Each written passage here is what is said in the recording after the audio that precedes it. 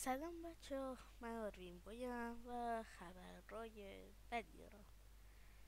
خب یه خبر بد که شاید فقط بعضی ندونن.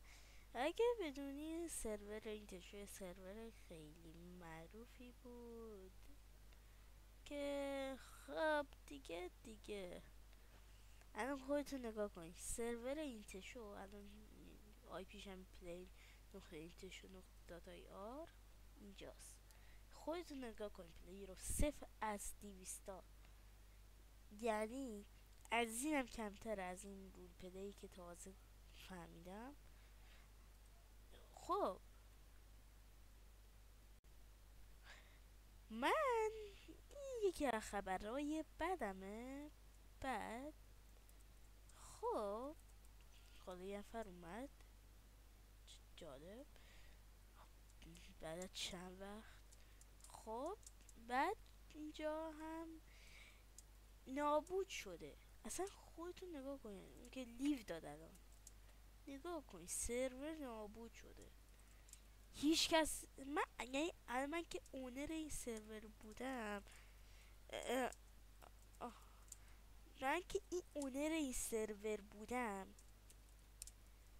اکانتمون رو هک کردن، رفتن تو اکانتمون اوپی دادن و دیگه سرور با آخر زمان شده. خب بعد عجیب ترین چیز این هست که چی؟